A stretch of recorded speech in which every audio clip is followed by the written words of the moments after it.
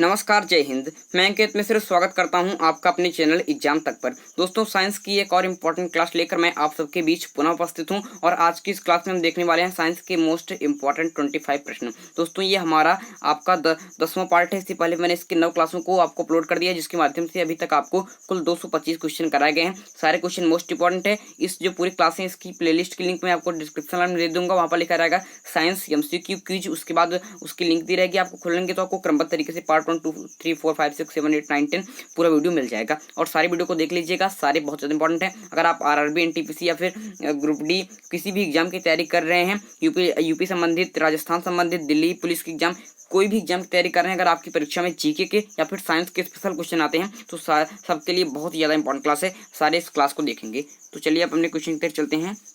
यहाँ पर आपका पहला क्वेश्चन है कि दोस्तों आपके पराबैंगनी किरणें हैं। तो पराबैंगनी किरणें क्या हैं? दोस्तों, पराबैंगनी किरणें एक प्रकार की विद्युत चुंबकीय तरंगें हैं। क्या है? एक प्रकार की विद्युत चुंबकीय तरंगें हैं। दोस्तों, पराबैंगनी किरणों से कुल परीक्षाओं में 5 क्वेश्चन पूछे जाते हैं और ये 5 क्वेश्चन मैं आपको यहाँ पर आपके पहले ही चार्ट से करा दूंगा और इन 5 क्वेश्चनों को रट डालिए। बार बार परीक्षा में क्वेश्चन पूछे गए हैं। तो आप जानेंगे कि पराबैंगनी किरणें क्या है। आपकी विद्युत चुंबकीय तरंगें। दोस्तों, तरंगें 2 प्रकार की होती हैं। एक होता है इलेक्ट्रोमैग्नेटिक वेव, विद्युत चुंबकीय तरंग, और एक होता है मैकेनिकल वेव्स, आपकी यांत्रिक तरंगें। दोस्तों, विद्युत चुंबकीय तरंगें क्या होती हैं? इन्हें मोशन करने के लिए किसी भी आपके मीडियम की रिक्वायरमेंट नहीं होती है और जो आपकी मैकेनिकल वेव्स होती हैं, इनको आपको मोशन करने के लिए आपके मीडियम की रिक्वायरमेंट होती है। ये वैक्यूम में गति नहीं कर सकती हैं। तो ये आपका बेसिक डिफरेंट है आपकी विद्युत चुंबकीय तरंगें और मैकेनिकल तरंगों में। तो आप जानेंगे कि पराबैंगनी किरण क्या है। आपकी ये प्रकार की विद्युत चुंबकीय तरंगें हैं। नेक्स्ट क्वेश्चन पूछा जाता है कि पराबैंगनी किरणों की खोजकर्ता कौन है। तो जो पराबैंगनी किरणें हैं, जो जिसे कहते हैं अल्ट्रा वायलेट वेब, इनके खोजकर्ता कौन है? तो इनके खोजकर्ता है रिटर। नाम याद रखिएगा, परीक्षाओं में बार बार पूछे गए हैं। तो आपके पराबैंगनी किरणों खोजकर्ता कौन है? तो रिटर है। नेक्स्ट क्वेश्चन है कि सबसे खतरनाक पराबैंगनी किरण कौन है। तो दोस्तों, आपके जो पराबैंगनी किरणें होती हैं, ये स्वतः भी आपकी 3 प्रकार की होती हैं। Ultraviolet A, ultraviolet B, ultraviolet C। तो सबसे जो खतरनाक पराबैंगनी किरण है, वैसे तो पराबैंगनी किरण खतरनाक होती ही हैं, लेकिन उसमें भी सबसे ज्यादा खतरनाक है आपका अल्ट्रावायलेट C। कौन? Ultraviolet C। याद रखिएगा, नाम बहुत ज्यादा इंपॉर्टेंट है। और इसके बाद आपका नेक्स्ट क्वेश्चन है कि कैंसर होता है। तो कैंसर क्या होता है दोस्तों? तो जो कैंसर होता है किससे होता है? तो ये तो आप जानते हैं कि पराबैंगनी किरणों से होता है और उसमें भी स्पेशल आपका अल्ट्रावायलेट B से होता है। ये दोस्तों आपके खतरनाक स्थान पर सेकंड पर है। सबसे खतरनाक आपका अल्ट्रावायलेट C है और दूसरे नंबर सबसे खतरनाक कौन है? तो अल्ट्रावायलेट सेकंड है और इसी से ही आपका कैंसर रोग होता है। और क्या इसको अल्ट्रावायलेट जो किरणें हैं, इसको ओजोन परत रोकती है, लेकिन ओजोन परतों में इसकी वजह से कुछ छिद्र हो गई हैं, जिसकी वजह से आपका जो अल्ट्रावायलेट वेव्स है, ये आपकी धरती पर आ जाती है, जिससे आपका कैंसर हो जाता है, स्किन कैंसर होता है। इसके बाद नेक्स्ट सबसे कम खतरनाक कौन है। आप जानेंगे कि सबसे ज़्यादा खतरनाक अल्ट्रावायलेट C है, दूसरे नंबर सबसे खतरनाक आपका अल्ट्रावायलेट B है और सबसे कम खतरनाक आपकी पराबैंगनी किरणें कौन है? सबसे कम खतरनाक अल्ट्रावायलेट वेव कौन है? तो अल्ट्रावायलेट आपका A है। याद रखिएगा, ये 5 क्वेश्चन परीक्षा में बार पूछे गए हैं कि पराबैंगनी किरण क्या है। तो विद्युत चुंबकीय तरंग के हैं। पराबैंगनी किरणों के खोजकर्ता कौन है? तो रिटर हैं। सबसे खतरनाक पराबैंगनी किरण कौन है? तो अल्ट्रावायलेट C है। कैंसर क्या किससे होता है? तो अल्ट्रावायलेट B से होता है। सबसे कम खतरनाक अल्ट्रावायलेट कौन है? तो अल्ट्रावायलेट A है। चलिए अब नेक्स्ट क्वेश्चन की तरफ चलते हैं। यहाँ पर आपका नेक्स्ट क्वेश्चन है कि भौतिक का प्रथम नोबेल पुरस्कार, भौतिक है, फिजिक्स है, इसका प्रथम नोबेल पुरस्कार किसको मिला था? तो आपको रोएंटजन को मिला था। इनका नाम याद रखिएगा, बहुत ज़्यादा इंपॉर्टेंट है क्योंकि इन्होंने एक्सरे किरणों की खोज की थी, जिसके बारे में पीछे मैंने आपको बताया। इससे पहले जो पीछे मैंने आपको एक्सरे किरणों के बारे में विशेष रूप से बताया, उसकी खोज इन्होंने की थी। किसने? आपके रोएंटजन ने। पीछे तो मैंने आपको पराबैंगनी किरणों के बारे में बताया, तो यहाँ पर ये जान लीजिए कि जो रोएंटजन है, जो आपके कौन है, जो आपके रोएंटजन है, उन्होंने ये आपके एक्सरे किरणों की उन्होंने खोज की थी और उन्हें भौतिक का प्रथम नोबेल पुरस्कार मिला था। नेक्स्ट क्वेश्चन है कि एक्सरे किरण की तरंग दैर्घ्य कितनी है। जो एक्सरे किरणें होती हैं, इनका तरंग दैर्घ्य कितना होता है? तो आपका होता है 1 एंगस्ट्रम। 1 एंगस्ट्रम होती है। दोस्तों, तरंग दैर्घ्य जानते हैं इस प्रकार से, अगर कोई, अभी मैं आपको दिखा रहा हूँ यहाँ पर, इस प्रकार से कोई आपका तरंग जा रही है और ये ऊपर नीचे जो गति करती है इस प्रकार से, इसमें आपका स्पेशल जान लीजिए कि एक कंपन के ये जितनी दूरी होती है, इतनी दूरी आपकी, इसे ही आपका तरंग दैर्घ्य कहते हैं। एक कंपन में जितनी दूरी होता है करती है, इसे आप क्या कहते हैं? इसे आप कहते हैं तरंग दैर्घ्य। याद रखिएगा, बहुत ज़्यादा इंपॉर्टेंट है। यहाँ पर आपसे ये पूछा गया था, जो एक्सरे किरणें होती हैं, जो आपकी कौन सी किरणें होती हैं? जो आपकी एक्सरे किरणें होती हैं, इनकी तरंग दैर्घ्य कितनी है? तो इनकी तरंग दैर्घ्य आपका 1 होता है। चलिए अब क्वेश्चन की तरफ चलते हैं। यहाँ से अब नेक्स्ट क्वेश्चन की तरफ चलेंगे कि आपके इलेक्ट्रोमैग्नेटिक वेव्स की प्रकृति कैसी है। इलेक्ट्रोमैग्नेटिक वेव्स की जो होती है की प्रकृति कैसी है, तो इनकी प्रकृति होती है अनुप्रस्थ। इनकी प्रकृति कैसी होती है, अनुप्रस्थ। दोस्तों अभी पीछे जो मैंने आपको चित्र बनाया था इस प्रकार से इसे ही कहते हैं अनुप्रस्थ, इसे ही कहते हैं अनुप्रस्थ। एक दोस्तों होती है अनुप्रस्थ, एक होती है अनुदैर्ध्य। अनुदैर्ध्य होती है जो इस प्रकार से मोशन करती है, इस प्रकार से। और आपकी जो आपकी अनुप्रस्थ तरंगे होती है ये लंबवत, क्या करती हैं, आपके माध्यम के लंबवत गति करती हैं, ऊपर नीचे। तो आपकी जो इलेक्ट्रोमैग्नेटिक वेव्स होती हैं इनकी प्रकृति क्या होती है, इनकी प्रकृति होती है अनुप्रस्थ। और जो मैकेनिकल वेव्स होती हैं उनकी प्रकृति अनुप्रस्थ भी होती है और अनुदैर्ध्य भी होती है। चलिए अब क्वेश्चन की तरफ चलते हैं कि मोमबत्ती का दहन है, जो मोमबत्ती आपका दहन होती है क्या है, तो दोस्तों ये प्रकार की ऊष्माक्षेपी अपक्रिया है। मोमबत्ती का दहन क्या है, आपका ऊष्माक्षेपी अपक्रिया है।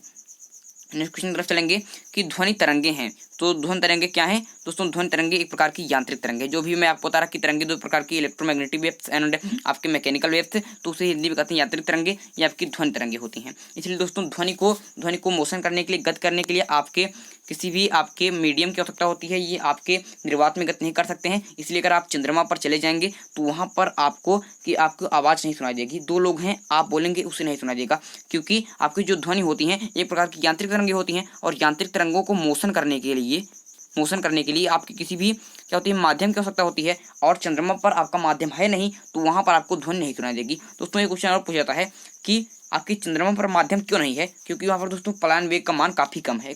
पलायन वेग का मान कितना है आपका, 2.4 किलोमीटर प्रति सेकंड है। तो इतना तो आपका हवा का जो वायु होती है इनकी इतनी स्पीड स्वयं होती है, तो ये आपके वहाँ से पलायन कर जाती हैं। वहाँ पर किसी प्रकार का वायुमंडल नहीं है, इसलिए वहाँ पर आप ध्वनि नहीं सुन सकते हैं। यहाँ पर मैं आपको इतनी एडिशनल पॉइंट दे दिया। ये जितने भी आपके अतिरिक्त मैं बताता हूँ, अतिरिक्त बातें आपको बताता हूँ, अतिरिक्त क्वेश्चन मैं आपको बताता हूँ, ये सारे भी आप नोट कर लीजिएगा, क्योंकि जितने भी एडिशनल पॉइंट हैं सारे अपने आप में एक क्वेश्चन हैं। तो चलिए अब नेक्स्ट क्वेश्चन की तरफ चलते हैं। नेक्स्ट क्वेश्चन है कि ब्रह्मोस मिसाइल के निर्माण, जो ब्रह्मोस मिसाइल होता है इसके निर्माण करता है, तो इसके निर्माण करता कौन है, तो इंडिया और रूस है। इंडिया और रूस क्या है, आपके ब्रह्मोस मिसाइल के निर्माण करता है। नेक्स्ट क्वेश्चन है कि ब्रह्मोस मिसाइल है, तो ब्रह्मोस मिसाइल क्या है दोस्तों। ब्रह्मोस मिसाइल एक प्रकार की क्रूज मिसाइल है। क्या है, प्रकार की क्रूज मिसाइल है। याद रखिएगा, बहुत ज़्यादा इंपॉर्टेंट क्वेश्चन है कि ब्रह्मोस मिसाइल के निर्माण करता कौन है, तो इंडिया और रूस है। और ये एक प्रकार की क्रूज मिसाइल है। इसके बाद नेक्स्ट क्वेश्चन है कि अग्नि मिसाइल क्या है, दोस्तों अग्नि मिसाइल है एक प्रकार की बैलिस्टिक मिसाइल। याद रखिएगा दोनों नाम कि आपकी ब्रह्मोस मिसाइल क्या है, ब्रह्मोस मिसाइल क्या है, तो ब्रह्मोस मिसाइल है आपका एक क्रूज मिसाइल। और अग्नि मिसाइल क्या है, तो अग्नि मिसाइल है आपकी बैलिस्टिक मिसाइल है। नेक्स्ट क्वेश्चन है कि प्रतिध्वनि सुनने हेतु मिनिमम दूरी कितनी होती है, तो प्रतिध्वनि जो होती है इसको सुनने हेतु मिनिमम दूरी होती है आपकी 17.15 मीटर। कितनी होती है, 17.15 मीटर होती है प्रतिध्वनि को सुनने हेतु मिनिमम दूरी। नेक्स्ट क्वेश्चन तरफ चलेंगे कि टेटनस रोग होता है, तो जो टेटनस रोग होता है किससे होता है, तो आपके बैक्टीरिया के द्वारा होता है। क्या होता है, आपके बैक्टीरिया की तरफ। तो याद रखिएगा तो सारे क्वेश्चन आपके इंपॉर्टेंट हैं और प्रीवियस ईयर में पूछे गए हैं, तो सारे क्वेश्चन आपको याद कर लेना है। जितने प्रकार की अतिरिक्त जानकारी दी जा रही है उसको भी आपको नोट्स में लिख लेना है, क्योंकि बहुत ज़्यादा इंपॉर्टेंट क्वेश्चन है। तो चलिए अब नेक्स्ट क्वेश्चन की तरफ चलते हैं। यहाँ पर नेक्स्ट क्वेश्चन आएगा कि जो आकाश होता है इसका नीला रंग किस कारण होता है। दोस्तों आकाश का नीला रंग होता है आपके रैले प्रकीर्णन के कारण, रैले प्रकीर्णन के कारण। इसके बाद नेक्स्ट है कि जो समुद्र का नीला रंग होता है किसके कारण होता है, तो ये नीला रंग होता है आपके रमन प्रकीर्णन के कारण। दोस्तों स्पेशल पूछा गया है रैले प्रकीर्णन और रमन प्रकीर्णन। इतना तो परीक्षाओं में पीछे पूछा जाता था कि आकाश का रंग किस कारण, तो प्रकीर्णन कारण। अब स्पेशल पूछा जाता है, तो स्पेशल आपके रैले प्रकीर्णन कारण और समुद्र का नीला रंग होता है आपका रमन प्रकीर्णन के कारण। और जो बादल होते हैं उनका सफेद रंग किसके कारण होता है, तो आपके मी प्रकीर्णन के कारण। इन तीनों क्वेश्चन को याद रखिएगा, परीक्षाओं में एक एक करके ये तीनों क्वेश्चन बार बार रिपीटेड रहे हैं, रैले प्रकीर्णन, रमन प्रकीर्णन और मी प्रकीर्णन। नेक्स्ट क्वेश्चन है कि जो अंतरिक्ष होता है इसमें आकाश कैसा दिखाई देता है। दोस्तों अंतरिक्ष में जो आकाश होता है ये आपका काला दिखाई देता है। याद रखिएगा, बहुत ही ज़्यादा इंपॉर्टेंट क्वेश्चन है। अंतरिक्ष में आकाश कैसा दिखाई देता है, तो आपका काला दिखाई देता है।